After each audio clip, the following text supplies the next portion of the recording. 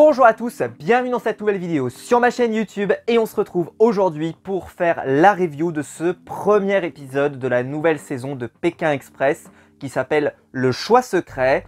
Une saison qui voit l'arrivée d'un nouveau concept, d'une nouveauté clairement dans l'esprit. Alors ça reste dans l'esprit du jeu quand même, mais désormais lors du duel final, ce n'est plus le perdant qui choisit qui il va affronter, mais les autres participants. Je reviendrai là-dessus en fin de vidéo parce que j'ai trouvé ça un peu étonnant et on va en reparler parce qu'il y a des choses qui m'étonnent particulièrement. Et quand je dis particulièrement, c'est vraiment, je comprends pas. Donc on va essayer de comprendre ensemble et on va pas y arriver parce que si moi-même je comprends pas, en tout cas bien sûr, et n'hésitez pas à compléter dans les commentaires s'il y a des choses qui m'auraient échappé.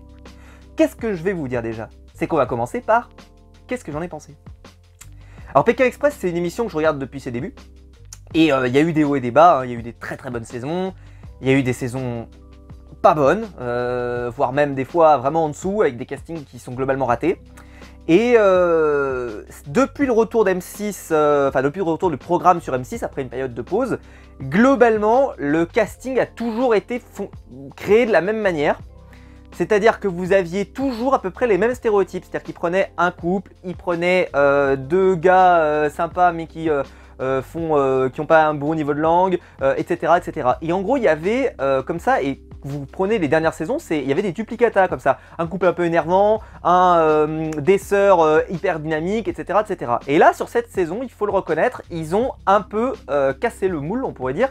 Parce qu'ils ont été chercher des couples très différents, quand je dis couple, c'est enfin duo, binôme, pardon, qui sont très différents par rapport aux saisons précédentes. C'est beaucoup plus des binômes qui sont un peu tous dans le même moule, on pourrait dire, avec voilà, une envie d'aventure, blablabla. Il y a toujours le binôme des inconnus évidemment, qui sont très différents, on en reparlera. Ce qui fait que moi par exemple dans mes binômes, vous savez que je préfère, c'est un peu les binômes du style les bûcherons, etc., etc. Bah, ce binôme-là, déjà, par exemple, il n'y a pas d'équivalent cette année. Ça se voit, c'est une évidence, je pense que vous l'avez remarqué. Il n'y a pas. Il n'y a pas cet équivalent parce que ils n'ont pas casté en fait un binôme comme ça, un peu lourdeau, un peu machin, un peu truc. Non, ils l'ont pas casté. Pourquoi? Je sais pas. Peut-être que voilà, ils ont voulu changer, ils ont voulu améliorer, mais moi, vu que c'était mes binômes préférés souvent dans l'émission, cette année au moins il n'y aura pas la malédiction du fait qu'ils perdent en demi-finale, hein, comme ça je suis serein. Mais j'étais déçu de ne pas avoir ce profil là parce que c'était mon profil préféré. Et donc qu'est-ce que j'ai pensé de cet épisode? Je vais être transparent, j'adore ce programme.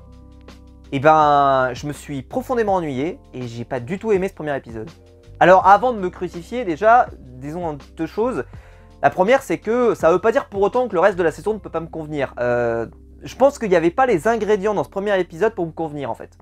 C'est-à-dire que c'est un premier épisode qui globalement, dans ce qu'il avait dans ses enjeux, ne pouvait pas réussir à provoquer chez moi quoi que ce soit. Parce qu'en fait, il n'y avait pas matière. J'ai été déçu du début à la fin, et globalement, le seul moment où j'ai passé vraiment un bon moment, c'est l'épreuve d'immunité que j'ai trouvé excellente. Le reste, je me suis ennuyé, le stop était nul. Je pense qu'il faut le dire, il était nul, il n'y avait rien. C'est-à-dire que d'habitude, le stop, au moins, il se passe un peu des choses. Là, il ne se passait rien, à part les voir se déplacer d'un endroit à un endroit. En termes de narration, il n'y avait rien. Voilà, c'était juste... ils se déplaçaient d'un point à un point. Mais globalement, il ne s'est pas passé grand-chose. La partie chez l'habitant, ils ont mis beaucoup de temps à trouver un logement. Et je trouve qu'il ne s'est pas passé grand-chose. Le début, c'était une catastrophe. C'était une catastrophe. Le début, le lancement était pas bon. Et la fin, malheureusement, le duel final a été sans suspense du début à la fin. C'est-à-dire qu'il n'y a pas eu... il y a une personne par devant. Après, derrière, hop, il y a le jeu. Et puis, la personne part plus vite. Et puis, globalement, ils n'arrivent pas vraiment à faire un suspense. Ça prend pas. Et voilà. Donc, j'ai été hyper déçu. Et question binôme, il y a un binôme que j'ai beaucoup aimé. Vraiment. Les autres, je n'ai pas vraiment d'avis. Il y a un binôme qui, je pense, vous a beaucoup plu, mais qui n'est pas le binôme qui m'a beaucoup plu. Je le pressens, je vous le dis tout de suite. Il y a un binôme qui marche très bien. Donc je ne suis pas déçu. Il y a un binôme que moi j'ai adoré. Qui je pense pas est le binôme auquel vous pensez. Et après, il y avait des binômes qui, je pense, sont dignes d'intérêt. Mais il faudra voir les prochains épisodes. Donc voilà. Ceci étant, on a hâte de voir les prochains, enfin en tout cas j'ai hâte de voir les prochains, et évidemment mon avis va s'affiner au fur et à mesure, mais je pense que cet épisode il était mauvais par essence, parce que il y avait des mauvais choix. Mais je vais expliquer. J'ai fait une longue intro là, j'espère que vous avez pris votre journée, parce que je vous dis pas, j'ai noté des trucs, mais en fait en vrai au début je me suis dit la review elle va être super courte, parce que j'ai rien noté. Enfin j'ai rien noté, j'ai pas, tu vois, il se passe pas grand chose. D'ailleurs, en fait ce que j'ai passé mon temps à faire, c'est noter les étapes. C'est-à-dire qu'ils vont de là à là. Mais globalement, entre les trucs, j'ai quasiment rien. J'ai 2-3 petites anecdotes, 2-3 petits trucs, mais vous allez voir. Alors déjà, on va commencer. Le plan d'intro, je crois que c'est le plus beau plan qu'on a jamais eu dans Pékin Express. Là, Stéphane, en plein milieu de ce désert de sel, là. Oh, mais que c'est sublime, quoi. C'est tout blanc, c'est incroyable. J'aimerais y aller. Je sais pas combien ça coûte d'aller dans cet endroit-là. Est-ce qu'on peut en revenir vivant? Je ne sais pas. Mais en tout cas, c'est incroyable cet endroit. Incroyable, et je me souviens il y avait déjà eu un trek, pour ceux qui se souviennent des très très vieilles saisons où il y avait des treks, ouais. Je sais pas d'ailleurs si c'est la semaine prochaine, parce que c'est très bizarre, ils nous disent qu'on va dans le désert de sel, mais ils nous ont pas parlé de trek. Voilà. Peut-être qu'on peut plus faire ça, je sais pas, mais moi j'aimais bien à l'époque, on les foutait pendant une journée, et même la nuit, on les foutait la nuit, dans le désert de sel et tout, c'était incroyable, et ça, bon, c'est des plans qu'on voit plus malheureusement, moi personnellement je le regrette, si vous avez jamais connu le programme avant la relance d'M6, vous connaissez pas, ça pour vous ça n'a aucun sens, parce que il y avait des treks par exemple où ils partaient dans la forêt et ça durait toute une journée et tout, c'était incroyable. Bah là par exemple je me suis dit purée, et j'ai pas l'impression que dans le teasing ça nous tease un trek, hein. Ça nous tease on va au désert de sel, mais bon, on en reparlera la prochaine fois. Alors il y a plusieurs binômes. Alors les binômes c'est Xavier et Céline qui sont le patron et l'employé. Je vous le dis tout de suite, c'est mon binôme préféré. Ah, je les ai adorés. Mais alors pour 3 raisons. La première, c'est que c'est un vrai binôme Pékin Express. C'est-à-dire que c'est un binôme qui est là, on sait pas trop pourquoi, et en même temps ils sont très cool. Ils ont une relation qui, tu vois, elle est particulière mais elle est drôle. Ils sont drôles. Le patron, il est drôle naturellement. Ça c'est génial quand c'est drôle naturellement. Alors là après, t'as rien à faire quoi, c'est trop beau. Et je trouve que, donc elle s'appelle comment, Céline, elle est géniale également. Eux, j'espère qu'ils vont aller très loin. J'espère qu'ils vont être là parce que franchement c'est les deux où je me suis dit on va se marrer parce qu'ils sont... Rien que la partie chez l'habitant c'est eux par exemple qui m'ont fait le plus marrer. Ou même l'ensemble, juste vivre l'aventure avec eux, j'ai trouvé que c'était cool. Les épreuves elles sont cool, ils rendent tout cool. Donc eux, c'est ma cam absolue. C'est ma cam.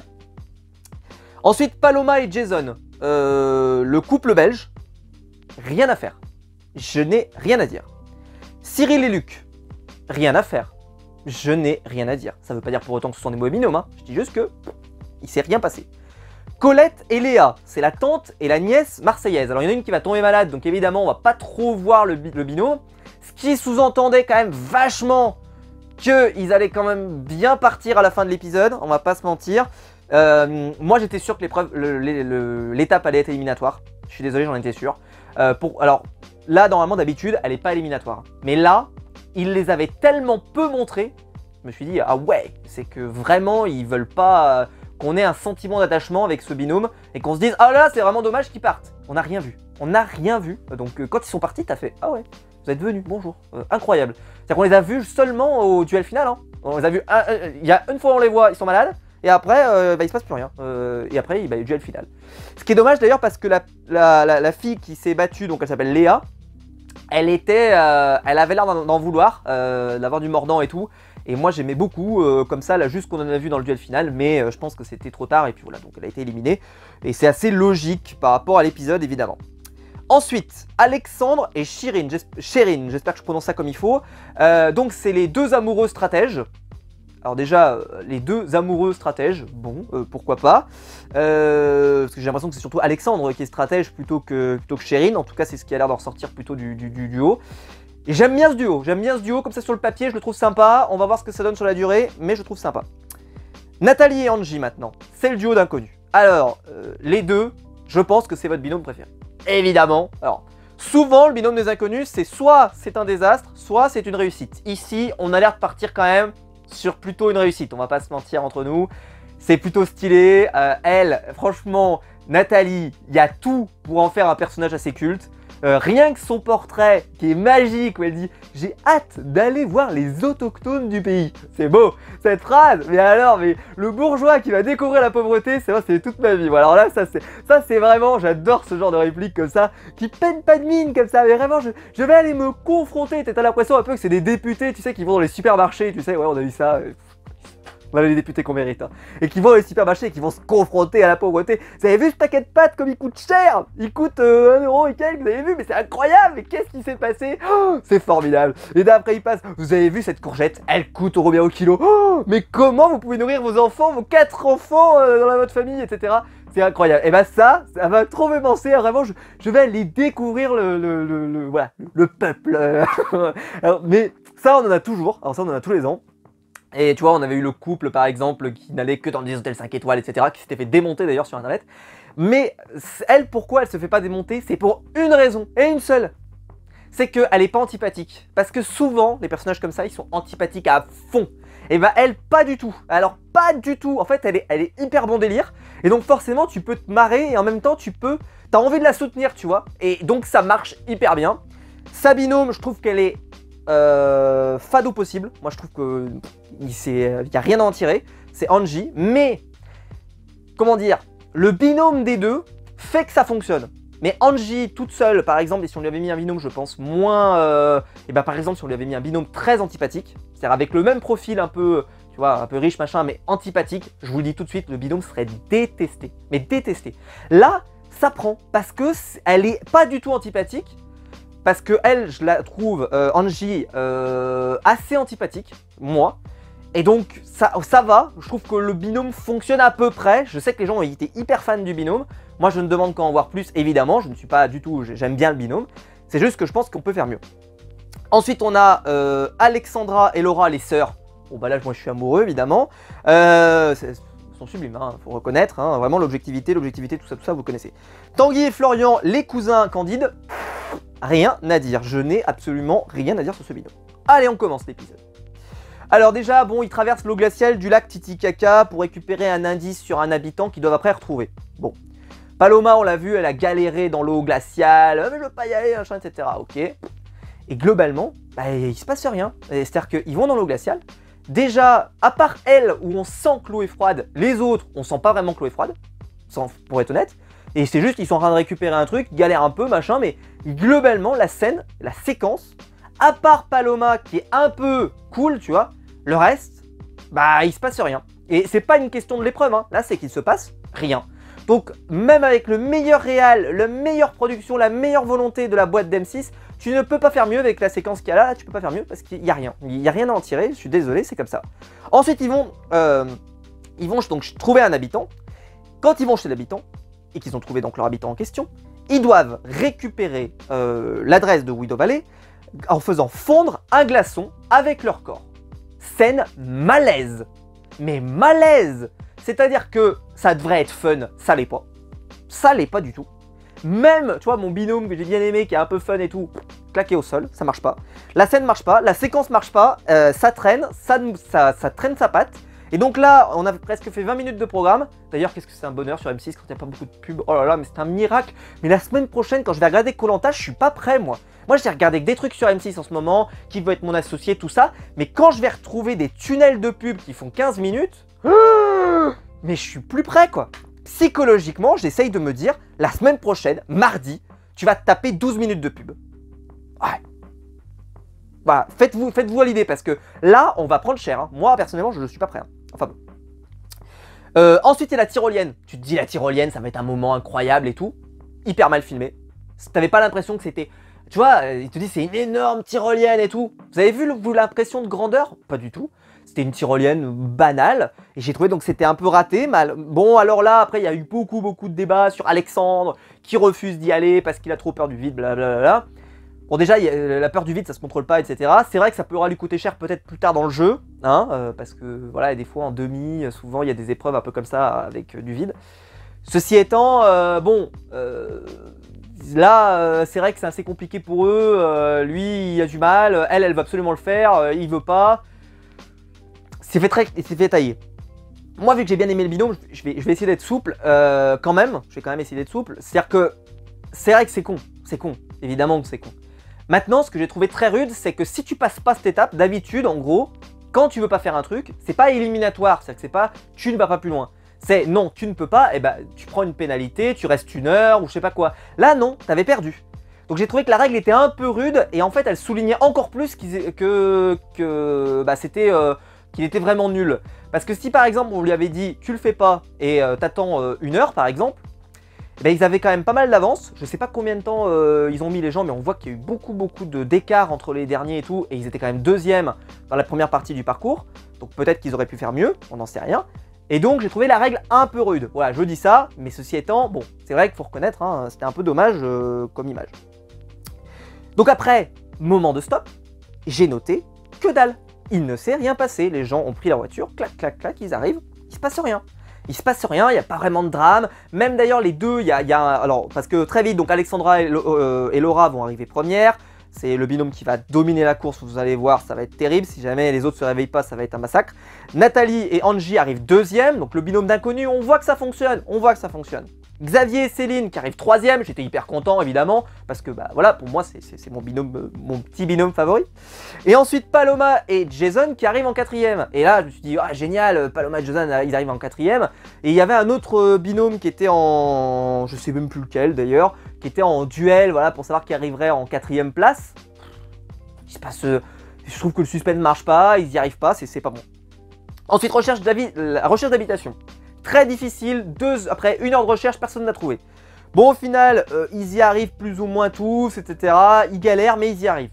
Je pense que la séquence que j'ai préférée, c'est celle d'Alexandre. Au-delà de la séquence dont j'ai parlé tout à l'heure, mais Alexandre, que j'ai trouvé très humain, très humain.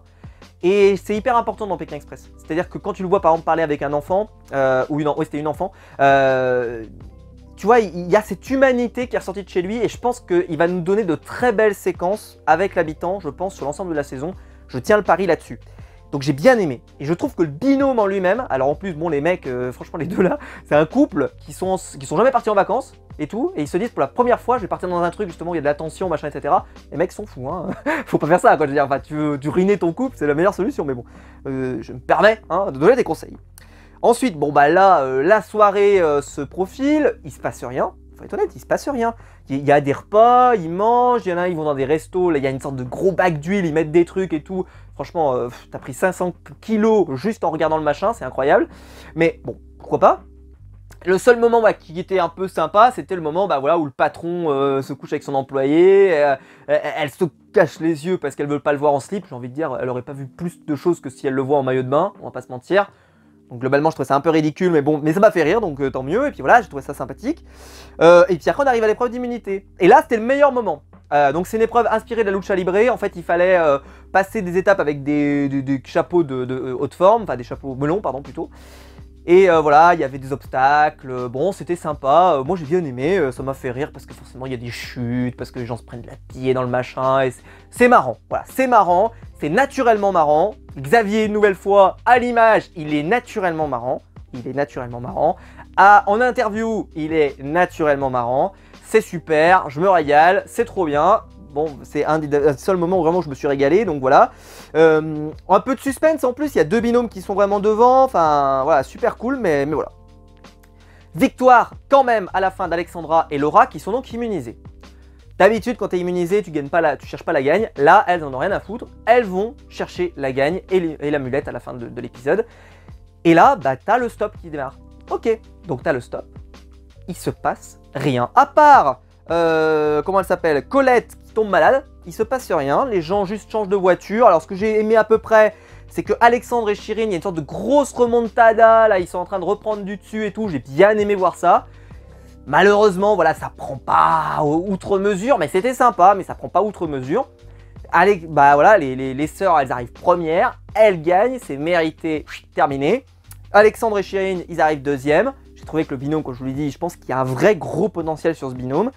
Et puis donc, victoire finale, donc Alexandra et Laurie. Et là, on arrive donc à la fin, donc Colette et Léa sont dernières.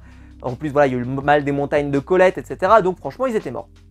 Et là, elles découvrent que c'est pas elles qui vont choisir leur adversaire, que c'est les autres binômes. Et là, mon regard acerbe découvre avec effroi que si tu as gagné l'épreuve ou que tu es immunisé, parce que là, bon, c'est la même personne, donc On va dire que c'est les deux même. Parce que c'était bizarre. D'après ce que j'ai vu, j'espère ne pas m'être trompé. N'hésitez pas à me corriger si je me suis trompé. J'ai l'impression que si tu gagnes ou que tu es immunisé, tu ne votes pas. Tu ne votes pas. Alors celle-là, pourquoi? Parce que tu es immunisé, tu ne pourrais pas voter. Ou parce que tu as gagné l'épreuve d'étape, pardon, tu ne peux pas voter. Alors c'est parce que tu n'es pas désignable. Et alors, c'est comme si dans Koh-Lanta, le mec qui avait l'immunité pouvait pas voter au conseil. Qu'est-ce que c'est que cette histoire? Bah non, il peut voter. Donc j'ai trouvé ça assez surprenant qu'il ne puisse pas voter. Pourquoi? Si vous avez une raison, une explication à me donner de pourquoi c'est intéressant que ce binôme, là en plus il n'y en a qu'un seul, mais la prochaine fois ça veut dire que s'il y a deux gagnants différents, c'est-à-dire qu'il y a un gagnant et l'immunisé, il y a deux binômes qui votent pas. Non mais attendez, c'est quoi cette histoire? Non, donc non, surtout qu'en plus si t'es malin et que t'es le gagnant, bah, tu peux peut-être te dire bah, je vais éliminer, je vais envoyer un binôme qui me dérange, un binôme qui est plus fort, un binôme qui justement peut m'empêcher de gagner des étapes, de gagner des immunités, etc. Enfin, c'est le jeu quoi, si tu veux de la stratégie, bah tu joues à fond. Parce que là, voilà, c'est censé amener un peu de stratégie dans le jeu. Bah allez-y à fond. Allez-y à fond. Allez-y pas à moitié en disant ah machin, non, faut y aller à fond. Donc voilà, donc les binômes ne choisissent pas cette année, donc après bon, là honnêtement je vais pas vous faire une analyse de qui a choisi qui, parce que franchement c'était à la tête du client le machin. C'est-à-dire que c'était, moi j'ai pas trop d'affinité avec celui-là, moi j'ai vu que celui-là était pas trop en forme sur la route, eux c'est un binôme d'inconnus donc je préfère les virer plutôt qu'un binôme qui se connaissent machin etc. Des arguments mais vraiment c'est plutôt, je cherche même pas à essayer franchement honnêtement. Cherchez pas à donner de la validité à ces arguments, c'est un petit peu du style on se connecte depuis 3 jours, de toute façon il faut sortir un argument en carton-pâte en bois, et c'est ce qui est fait, hein. C'est-à-dire qu'ils sortent des arguments qui sont voilà, claqués au sol, c'est oh bah tiens, ouais, ma machin et tout. Rien à dire. Donc égalité à la fin, Nathalie et Angie, et Tanguy et Florian. Nathalie et Angie sont choisies par le binôme puisqu'il y avait égalité, donc elles sont choisies par le binôme des éliminés, c'est-à-dire Colette et Léa. Limite, moi ce que j'aurais aimé, c'est pourquoi pas qu'ils fassent voter. Ça aurait été bien le moment là d'ailleurs de dire tiens, bah, ce sera le binôme d'immunisés qui vote. J'en sais rien, mais franchement, comment c'est possible ça? Ils votent pas. C'est quoi cette histoire? Enfin bref. Donc voilà, c'est donc les inconnus pardon contre Tanguy et Florian. Et là, alors je sais pas si vous avez compris pourquoi c'est Nathalie qui y est allée et pas Angie. D'habitude il y a un peu de discussion, mais là c'est parti. Donc il n'y a pas tellement eu de discussion. Donc c'est Nathalie contre Léa. Bon Léa c'était une évidence hein, parce que Colette était malade donc Léa allait forcément y aller. Mais Nathalie et Angie, je pensais que ça aurait pu être Angie mais non. Je n'ai pas vraiment de réponse à vous apporter là-dessus. Est-ce que c'est Nathalie qui est plus douée en langue? Je sais pas, à voir. En tout cas c'est pas forcément évident à l'image, mais pourquoi pas. Parce que Angie elle avait l'air d'être assez sportive, donc je me suis dit s'il y a une épreuve un peu sport, un peu machin, bah, par exemple ils auraient pu galérer. Mais bon, c'est pas trop le cas souvent, hein, c'est plutôt des épreuves de voilà, d'adresse, de technique, de mémorisation, des choses comme ça. Bon. Donc Léa contre Nathalie, il y a une épreuve de fléchette où il faut l'envoyer sur une carte. Bon, globalement elle est sympathique cette épreuve, mais pareil, je trouve que ça prend pas énormément. Je sais pas, vous ça a pris, vous êtes vraiment dit ah voilà, machin. Non. Bah parce qu'en plus ça n'a même pas ce côté agaçant, il rate le ballon, ouais, ok il rate le ballon, tu vois, il n'y a même pas ce côté ah fait chier machin. Non c'est assez fade quoi. Parce que vu qu'ils peuvent tirer encore et encore des fléchettes jusqu'à qu'ils touchent, bah globalement l'échec tu vois ça fait pas rager autant que bon je sais pas. Et donc Léa gagne en premier les fléchettes mais elle n'arrive pas à partir. Nathalie part en premier avec une voiture de police et elle arrive première. Enfin elle arrive, elle se sauve avec son binôme Victor Nathalie, enveloppe éliminatoire, Léa et Colette rentrent chez elle. Voilà. Et vous voyez, hein, j'ai quand même été assez dans le détail. Il s'est passé d'autres trucs, etc. Mais on va pas rentrer dans le détail des choses qui franchement n'ont pas forcément un grand intérêt. Ce que je veux vous dire, c'est que c'est un épisode qui était pas excellent. Un mauvais début pour ma part. Mais je pense que ça sera mieux dans les prochains. En tout cas, le prochain promet quand même parce que visuellement ça a l'air cool. Mais j'ai été quand même assez déçu et je me suis un peu ennuyé. Voilà, c'est mes goûts. Mais dites-moi dans les commentaires, parce que je ne pense pas avoir la science infuse, si vous avez aimé le programme, si vous avez aimé ce démarrage, etc. etc. Dites-moi ça dans les commentaires. Si la vidéo vous a plu, vous pouvez la liker, vous abonner, la partager sur les réseaux sociaux. Le bouton rejoindre juste en dessous pour donner mon soutien et je vous en remercie. Et quant à nous, on se retrouve très vite pour une nouvelle vidéo. Ciao!